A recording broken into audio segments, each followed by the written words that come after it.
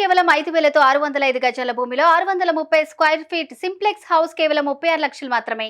ఎన్నో ఆశలు ఆశయాలతో హైదరాబాద్లో అడుగుపెట్టింది అనూష. అప్పటి వరకు పల్లెటూరులో ఉండి సడన్ గా హైదరాబాద్కు వచ్చేసరికి ఆమెకు ఏం అర్థం కాలేదు. మారుమూల గ్రామం నుంచి వచ్చినా సరే అందరితో కలిసిపోయి కలివిడిగా ఉండాలనుకుంది. కానీ ఏం చేస్తాం, తానొకటి తలిస్తే విధి మరొకటి తలంచింది అన్నట్టుగా మారింది ఆమె పరిస్థితి. కాలేజీలో హాస్టల్లో విద్యార్థినిల వేధింపులు ఎక్కువయ్యాయి. పోరాడింది, కానీ ఓపిక నశించింది. ఇక భూమిపై బతకలేననుకుంది. అందర్నీ వదిలి వెళ్ళిపోయింది అనూష.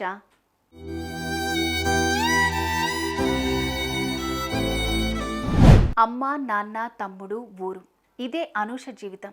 కానీ ఏదో సాధించాలనే తపన, ఉన్నత స్థానంలో ఉండి తల్లిదండ్రులను సంతోషంగా చూసుకోవాలనే కోరిక. అందుకే ఇంటిని వదిలింది. పెట్టె సర్దుకుని హైదరాబాద్లో అడుగుపెట్టింది. అంతా కొత్త ప్రపంచంలా అనిపించింది. ఎవరిని నమ్మాలో నమ్మతో అర్థం కాలేదు. అయినా సరే తన అమాయకపు మనసు అందరినీ నమ్మేసింది. తన వాళ్లే అనుకుంది.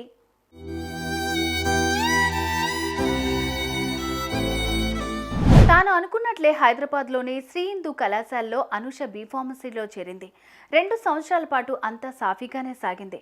ఫ్రెండ్స్ అయ్యారు, బాగా చదివింది, మంచి మార్కులు సాధించింది. ఇంతలోనే 3rd ఇయర్లోకి ఎంటర్ అయింది. అప్పటి వరకు ఫ్రెండ్స్గా ఉన్న వాళ్ళంతా యాంటీ అయ్యారు.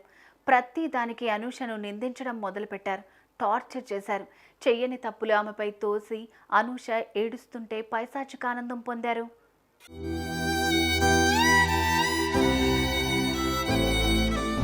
దీంతో తల్లిదండ్రులకు విషయం చెప్పింది అనూష. నాన్న, ఇక్కడ ఉండటం నా వల్ల కాదు, హాస్టల్ అమ్మాయిలు వేధిస్తున్నారని చెప్పింది. ఇంకో ఏడాదైతే చదువు పూర్తవుతుంది బిడ్డ, కాస్త ఓపిక పట్టు అని అన్నారు. సరే అనుకుంది. కానీ వేధింపులు మరింత పెరిగాయి. దీంతో తన తమ్ముడికి కాల్ చేసింది. ఇక్కడ ఉండటం నా వల్ల కాదు, ప్లీజ్ తీసుకెళ్ళిపో అని చెప్పింది.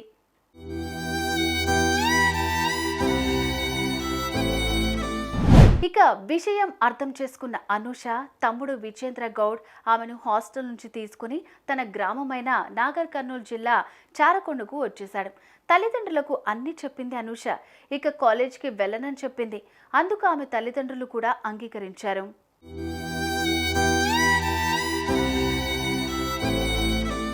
మరుసటి రోజు విజయేందర్ తన తల్లిదండ్రులను బైక్పై ఎక్కించుకుని పొలం వద్ద వదిలిపెట్టడానికి వెళ్ళాడు.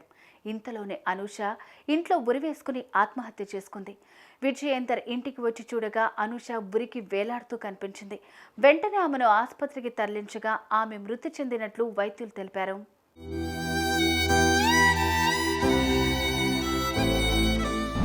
బిడ్డపై ఎన్నో ఆశలు పెట్టుకున్న ఆ తల్లిదండ్రులకు కన్నీళ్లే మిగిలాయి.